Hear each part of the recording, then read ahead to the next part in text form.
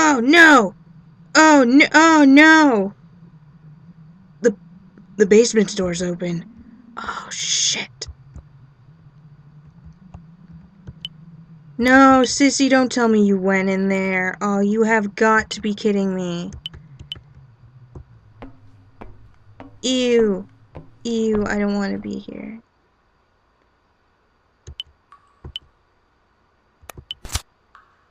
Oh, gross. Son of a bitch. Crooked man's out. There's something here. Bronski. Get out, get out, get out, get out, get out, get out.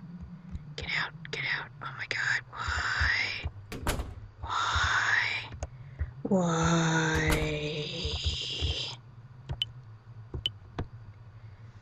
Okay, Bronski to where? Bronski to someplace. Damn it. Oh man. Ho. It appears that what we had feared is out. It's probably Sissy's fault. Yeah, I knew the bar. I knew it was gonna be the bar. I was hoping it was gonna be the bar, actually. Wine casks. They seem mostly empty. Damn it. Oh man, I want all the beer though. Brandy. It's got tons of alcohol in it. I might just catch fire if I drank this. Take it. Take it, take it, take it. Oh. I don't want to read the book yet. Oh man. Oh man. Oh man. Oh man. A journal seemingly written by a staff member. The last page is rambling and sloppy written. A toast to our owner, who left his employees and fled into the night. We'll drink all the beer we've got. Hell, it's the only good thing here. Being out of a job's no good, but at least we don't have to see his mug no more. We were so sick of that egghead always trying to flaunt his intelligence. Installing weird stuff for the basement door, having a number lock on the food storage, all this silly crap made the place impossible to run. That should be, like, normal. And just because you're a hotel doesn't mean, like, people aren't gonna, like, break into your crap. There's gonna be that one person who's like, I want all of the food. Oh my god. Nom nom nom.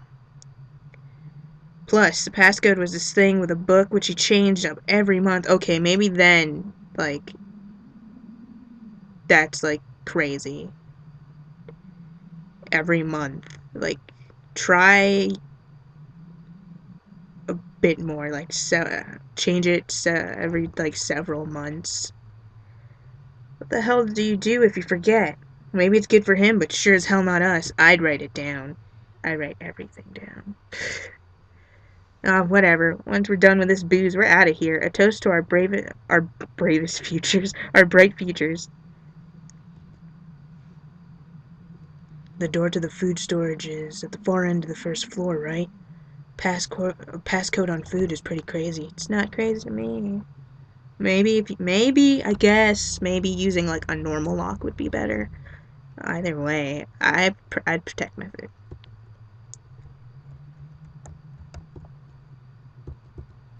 Do. Okay, so how are we gonna figure out the code then?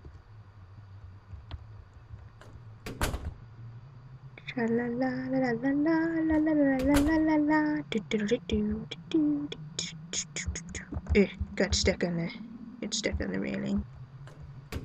Oh my goodness. I don't like the fact that he's out.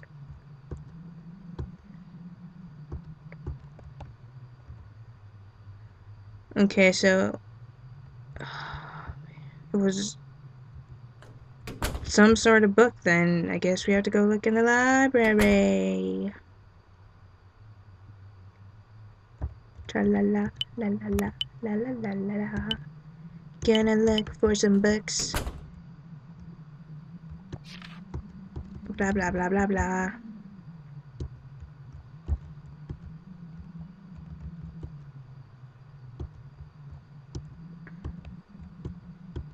Have no clue what to do. Do do do do do do. Don't know what I'm looking for. Oh. Oh! Oh! The blackboard in the owner's room said the strange case of Dr. Jekyll and Mr. Hyde. It'd be on the shelf, right? Ah, here we go. Ah! Can I read it? I'm gonna read it. Chapter 1, Story of the Door. Mr. Utterson, the liar. Mr. Utterson, the lawyer, was a man of a rugged countenance that was never lighted by a smile, cold, scanty, and embarrassed in discourse, backward in sentiment, lean, long, dusty, dreary, and yet somehow lovable. At first friendly meetings, and when the wine was to his taste, something mentally human beaconed from his eye, something indeed which never found its way into his talk, but which spoke not only in these silent symbols of the after-dinner face, but more often and loudly in the acts of his life. He was austere with himself, drank gin when he was alone, to mortify a taste of vintages, and though he enjoyed the theatre, had not crossed the doors of one for 20 years. But he had an approved tolerance for others, sometimes wondering, almost with envy, at the high pressure of spirits involved in their misdeeds, and in any. Chapter 2, Search for Mr. Hyde. That evening, Mr. Utterson came home to his bachelor house in sombre spirits, and sat down to dinner without relish.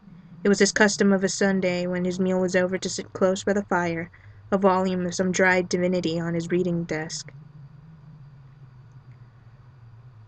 until the clock of the neighboring church rang out the hour of 12, when he would go somberly and gratefully to bed. On this night, however, as soon as the cloth was taken away, he took up a candle and went into his business room. There he opened a safe, took from the most private part of it a document endorsed on the envelope as Dr. Jekyll's will, and sat down with a clouded brow to study its contents. The will was holograph, for Mr. Utterson, though he took charge of it now that it was made, had refused to lend the least assistance in the making of it. It provided not only that, in case of the Chapter 4, the Carew murder case.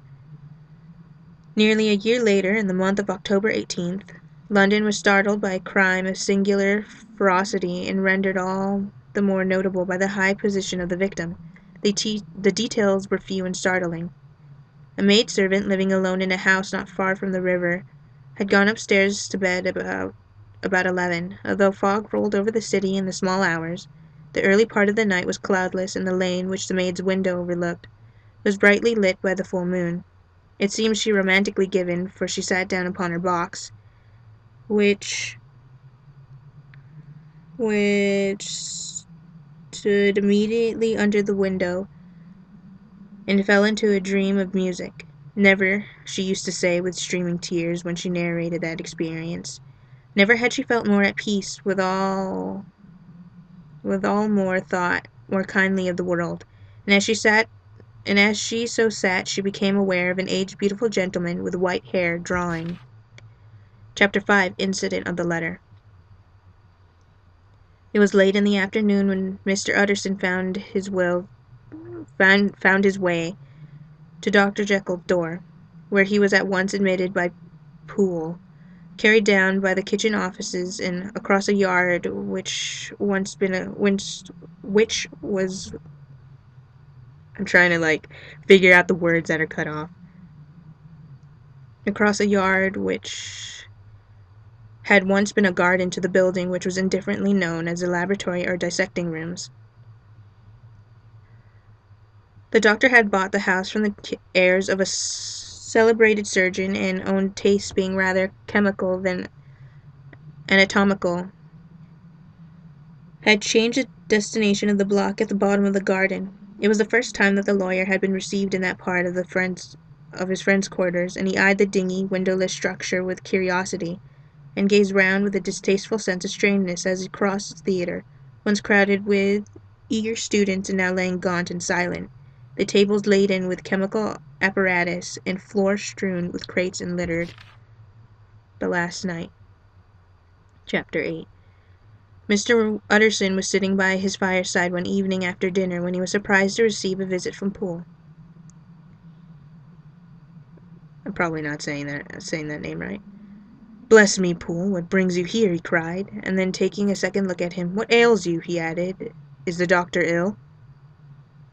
"Mr. Utterson," said the man, "there's something wrong." "Take a seat, and here's a glass of wine for you," said the lawyer. "Now take your time and tell me plainly what you want." "You know the doctor's ways, sir," replied Poole, "and how." I hope when I'm done looking through this, it isn't gonna be like, peekaboo, in your face, hi, I'm the Crooked Man. Chapter 10. Henry Jekyll's full statement of the order. Ostrich. Well, it can't be apocalypse. Apocalypse starts with an A. I was born in the year 18 to a large fortune, endowed best with I don't know what that word is, with excellent parts, inclined by nature to industry, fond of the respect of the wise, and good among my fellow men, and thus might not have been supposed with every guarantee of an honorable and distinguished future. And indeed the worst of faults was a certain impatient gaiety of disposition, such as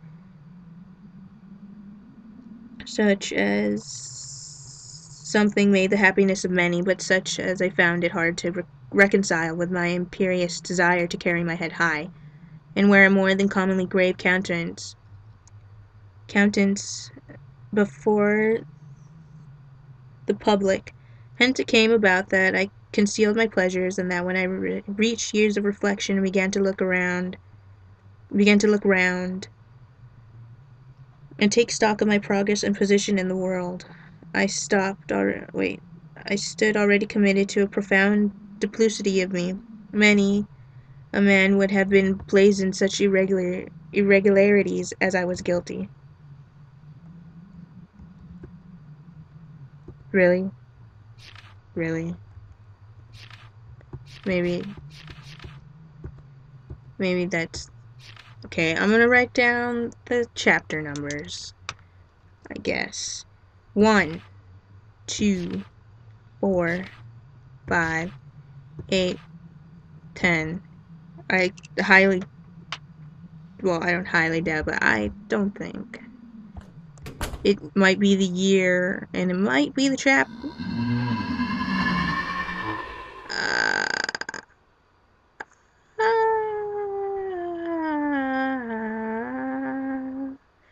My brain went blank when I saw the teeth, and I was just like, no.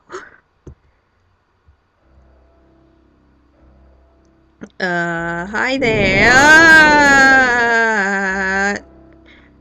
No way. That monster, did it really? Oh, I didn't know you can climb. Why? It's coming this way. Crap, I gotta escape.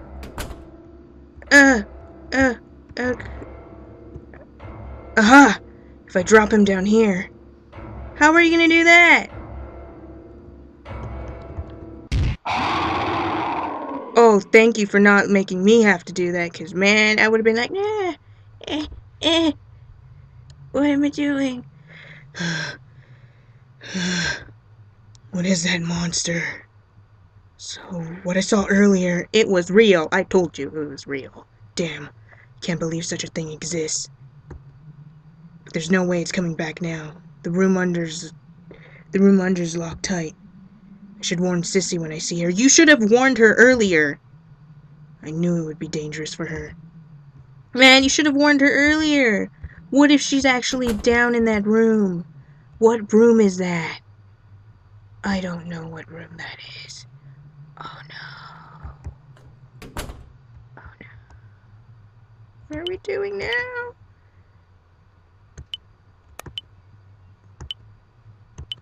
Oh my gosh.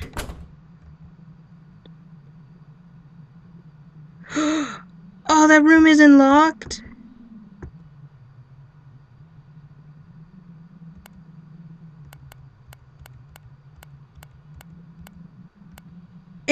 Yeah, this is probably the year.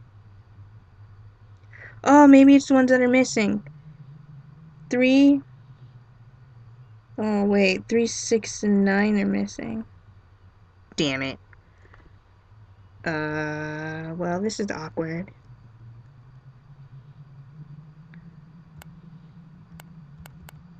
Um...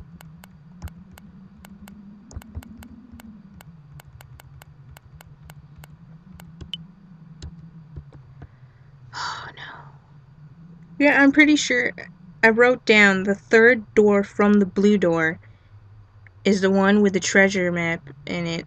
I'm not too sure if the rooms are properly aligned together, but if it is that one, that room is not locked. That was a lie.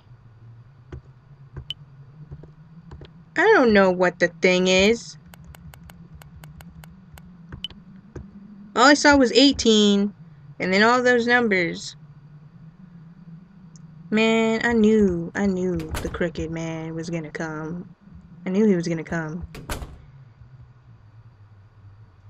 Thankfully, though, it was not while I was reading that book, because then that would have really scared me. Like, whoa. Ew. Okay, I guess they're not aligned, which is good because I risked going in there. Why can't we just be like, F this, there's a scary monster in here. Sissy, if you don't come out when I call your name, I'm gonna ditch you because F this. I'm pretty sure that Crooked Man is totally the guy that we're looking for.